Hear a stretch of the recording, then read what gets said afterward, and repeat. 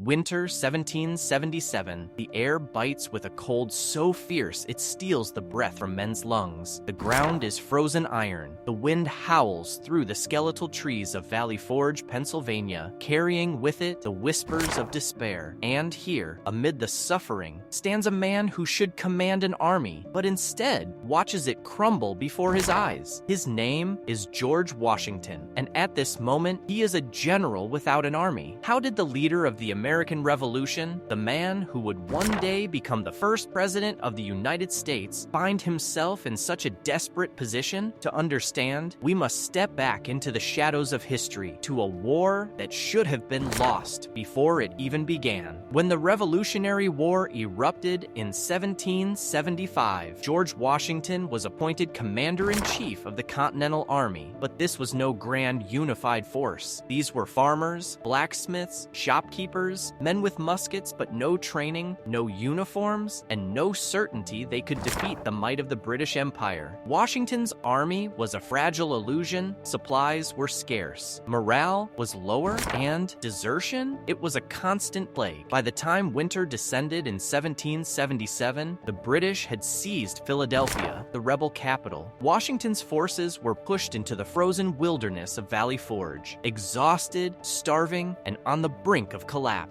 Imagine it. The snow falls silently. A man wraps his bare feet in rags, his breath visible in the frigid air. Around him, the groans of the sick, the whispers of the hopeless. And in his tent, Washington writes letter after letter, pleading for food, for clothes, for guns. But no answer comes. What does a leader do when his men are dying, not from enemy bullets, but from neglect? When the very government they fight for fails them? Washington was no stranger to hardship, but this was different. This was a test of his soul. He had no choice but to hold the line, to endure, because if he faltered, the revolution died with him. And so, through the coldest months, Washington did the unthinkable. He stayed, he shared his soldiers' suffering, he walked among them, his presence a fragile thread of hope in a world of despair. But winter does not last forever, and when the thaw finally came, so too did a man who would change everything. February 1778, the snow still clings to Valley Forge, but now there is movement. A rider approaches, his breath ragged, his coat caked in ice. In his satchel, a letter addressed to General Washington. Inside, a name that will alter the fate of the revolution. Baron Friedrich Wilhelm von Steuben, a Prussian soldier, a veteran of European wars, a man who had served under Frederick the Great himself. And yet, here he stood, in this desolate American wilderness, answering a call he did not yet understand. What von Steuben found at Valley Forge would have made lesser men turn back. An army without shoes, without discipline, without hope, men drilled with sticks because they had no muskets. Others wrapped their frostbitten feet in strips of cloth. Disease prowled the camp like a wolf, claiming lives by the dozen. These were not soldiers, not yet. But von Steuben saw something Washington had seen all along: raw courage, the kind that persists even when death seems certain. And so, the Prussian did something extraordinary. He stayed, he spoke little English, but curses need no translation. Day after day, von Steuben drilled the men himself. He taught them to reload in seconds, not minutes, to advance as one, to stand firm against British volleys without breaking. He screamed, he laughed, he even danced to demonstrate maneuvers. This flamboyant, furious European, whipping an army into shape with sheer force of will. Slowly, something miraculous happened. The chaos began to crystallize into order. The ragtag militia started to resemble an army, and for the first time in months, the men at Valley Forge stood taller. Washington watched, and for the first time in a long time, he allowed himself to hope. The Prussian was no ordinary mercenary. He understood something vital. An army is more than weapons. It is spirit. It is belief. And so, together, he and Washington forged something unprecedented, a brotherhood of desperation and defiance. The ice thawed. The drills grew sharper. And when spring finally came to Valley Forge, the British would face an entirely new kind of enemy. June 28, 1778, near Monmouth, New Jersey, the British Army marches north, confident, complacent, unaware that the prey has become the hunter. 1 year earlier, Washington's forces had been starving ghosts at Valley Forge. Now, they moved with purpose, with precision. The Prussians' drills echoed in every step, every formation. But drills alone do not win wars. The time had come to see if this reborn army could fight. Washington's plan was simple: strike fast, strike hard, and vanish before the British could bring their full might to bear. But war is chaos, and chaos has a way of rewriting even the best laid plans. The initial assault was a success. British supply wagons overturned, officers shouting in confusion. But then, disaster. General Charles Lee, Washington's second-in-command, hesitated. Orders faltered. The British regrouped, and suddenly, the hunters found themselves hunted. This was the moment, the test. Would this army break as it had so many times before, or would it stand? Then, through the smoke and the screams, he appeared. Washington, riding straight into the heart of the battle. His voice roared above the din, not with desperation, but with command. "Will you stand with me?" And something in them answered. The retreat slowed, stopped, then reversed. Men who had fled minutes earlier now fixed bayonets and charged. The line held. The British advance stalled. For the first time in the war, the Continental Army did not just resist the British, it fought them to a standstill. Not as militia, not as rebels, as soldiers. Monmouth was not a decisive victory. The British escaped to fight another day, but something far more important had been won. The men who had shivered at Valley Forge now knew they could face the finest army in the world and not yield. And Washington, for the first time, he no longer saw a general without an army. He saw the beginnings of a nation. While Washington's army bled in the field, another battle raged. One fought not with muskets, but with whispers. The year is 1777. The revolution is crumbling, and in the halls of Congress, men who should have been allies were sharpening knives. They called it the Conway Cabal, a secret plot among Washington's own officers and congressmen to remove him as commander. Their weapon? The disaster at Brandywine, the agony of Valley Forge. Every setback became proof. They claimed that Washington was unfit to lead. General Horatio Gates, the hero of Saratoga, gladly lent his name to their cause. After all, had he not won where Washington had lost? Thomas Conway, an ambitious Irish-born French officer, penned scathing critiques. Even Dr. Benjamin Rush, the famed physician, wrote privately that Washington had the weakness of a saint and none of the strengths of a general. When the letters reached him, Washington did not rage. He did not beg. He simply forwarded them to Congress with a single line: "What am I to think of these intrigues?" The question hung in the air like gunpowder smoke, and, just as flammable, the backlash was immediate. Men who had secretly doubted now recoiled at the cowardice of anonymous attacks. The cabal's greatest miscalculation? Underestimating the one thing Washington had spent years carefully cultivating: the absolute loyalty of his men. The army, his army, responded with a unity that shocked the conspirators. Lafayette threatened to return to France. Von Steuben swore in 3 languages. Ordinary soldiers, many of whom had never met Washington but knew his voice from proclamations read around campfires, spoke of marching on Philadelphia itself. In the end, the cabal collapsed under the weight of its own pettiness, but the lesson was etched in history. Washington's true power lay not in his battlefield brilliance, but in something far rarer: the ability to turn a collection of starving volunteers into a family that would defy hell itself for him. August 29, 1776. The Battle of Brooklyn has been lost. The British General Howe has Washington's entire army trapped against the East River with their backs to the water. The Revolution, just 2 months old, is hours from ending in catastrophe. And then the rain begins. Every military instinct says to stand and fight, but Washington does the unthinkable. He orders a full retreat, not in panic, not in disarray, but with the precision of a man who has studied defeat like a scholar studies ancient texts. For 9 hours under cover of storm and darkness, 9,000 men vanish from Brooklyn like ghosts. Farmers become boatmen, a regiment of fishermen from Massachusetts, men who'd never drilled on land but knew the sea like their own breath, ferry the entire army across the river without a single life lost. When dawn breaks, British sentries stare at empty trenches. Only a lone cannon, too heavy to move, remains behind, its muzzle stuffed with a final mocking message: "In haste, we left this for your excellency."